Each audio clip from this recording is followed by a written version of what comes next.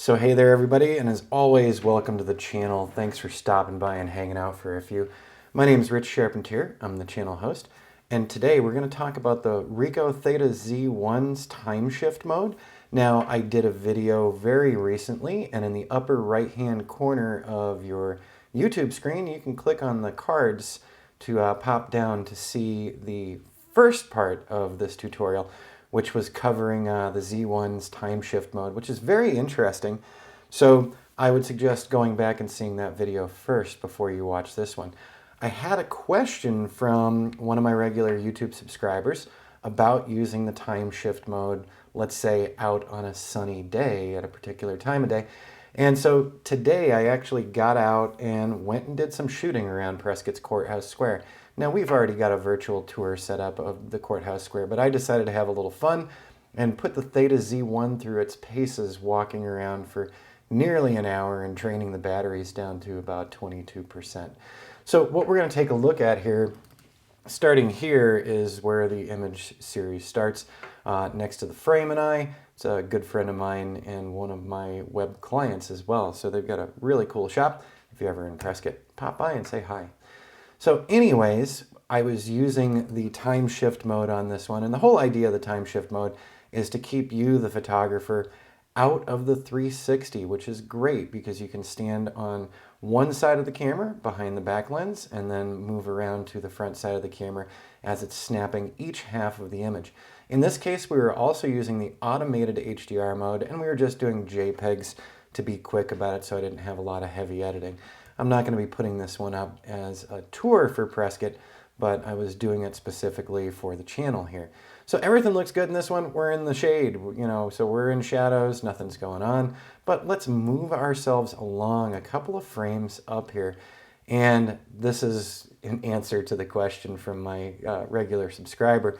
Hey, what about shadows? You're still going to show up in the image in the form of giant twisted shadows. So sure enough, not taking into account where the sun was in the sky this morning, I was just walking around having a good time and taking some shots and getting a lot of stares from people as they saw me setting the monopod down and doing a little dance around the monopod itself. But yes, very strange shadow, and you see that the shadow cuts off here because this is the stitch line. So as I found going through, we have a lot of odd shadows. Now we could deal with these one of several ways. So number one, we could try brushing this out in Photoshop or Affinity Photo and dealing with them that way. Another way is on the 360 presentation that you're using. We utilize Kula, but Cloud, Pano, Theasys, there's just multiple 360 hosting services out there now. And a lot of them will allow you to restrict the pitch limit, so how far a viewer can go up and down. So we could restrict the pitch limit to where it doesn't let people see my stupid shadow. So just moving on through, definitely some odd things. So in this particular one, I am not casting a shadow for this one. It's just based on where we are and how I had the camera set up, but we still have the monopod shadow in there. So looking around and going through these, here's another odd one on a seam line, of course, from my shadow on one side and then the lack of shadow on the other side. So the time shift is an interesting concept and can be useful in some situations. I would suggest that if you're going to do a bigger tour of a larger area like I did for this morning's walk, that I actually wait a little later in the day so the sun is higher in the sky and we're not casting all those giant shadows, which will make it a heck of a lot easier to deal with. So think about time of day. I didn't even really give it too much thought myself, so like I said, I was having a good time, but I also do a lot of 360s with my drone. And the drone is 20, 30 feet in the air, sometimes more for doing the aerial 360s. So we're not kicking off a lot of shadow with that little drone. So the time of day isn't as big of a deal for casting shadows. But so as you can see, walking through a lot of these, it's pretty sad. I got a lot of shadowing and I even got some people in motion coming through the scene and kicking off some really strange shadows. So wasn't the best outcome, but hey, it was an experiment to to test what we can and can't do with that Z1. And I will say the plugins that are offered by Ricoh, more and more, they're even more appealing to me. My understanding is Ricoh is going to be making an announcement really soon about Theta Z2. Well, I won't be running out and buying one immediately because I've already got the investment in this one. So as you can see, some of these aren't bad, and then some of them are bad when it comes to the shadowing. But it gives you an idea. Overall, the 360s came out nice. These are not edited. This is right out of camera. So, you know, you do have some more room to do a little more. I, once again, did this all in JPEG mode. I didn't do it JPEG and RAW, and maybe I should have. So I think I'll be taking a trip back just to do another experiment and also take another fun walk around the courthouse plaza. But yep, there's the weird shadow and weird shadow again. So you get the idea. And before we wrap up here, so this was just a quick follow-up from yesterday's video on how time shift works.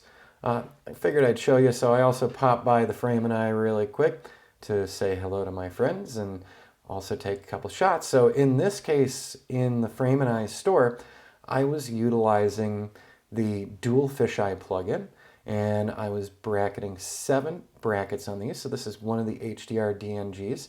And of course, this has been fixed up quite nicely in Lightroom's editor here. So push the exposure up 4.75 and drop the highlights down so that we would get the detail out of the windows, and then did some minor tweaking and also toyed with the white balance a little bit.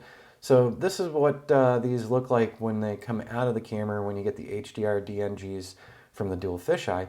And then of course, the next step is going to be stitching them together. So here we have the Ricoh Theta stitcher. I also utilize PT GUI. Actually, I utilize PT GUI a lot more than I use the Ricoh Theta stitcher. But that's all a matter of preference. So there's one of the shots. Here's the second going into the interior. This is a smaller shot, but it still gives you a really good feel for everything that they've got displayed and examples of their framing work. So let's take a look at one more. So there we go, further into the shop, of course. So all right, everybody, once again, the time shift mode on the Z1 is very interesting. You're going to have to keep time of day in mind. You're going to have to keep your shadow in mind. And if you do it just right, you can probably get away with these during daylight. And I do think the time shift has a really great place in our arsenal of tools for when we're doing these 360s. It's one way to keep us out of the frame while still being close to our camera and being in control of our camera. So that's always an important thing, because our cameras are getting pretty expensive and small, and they can easily walk away on us when we've stepped too far away from the cameras. I hope that you found some information in this useful and that you got a kick out of it at least, and maybe you want to go try this out for yourself as well. So as always, thanks for stopping by the channel and hanging out for a bit. It's greatly appreciated, and we'll see you again in the near future on the next video.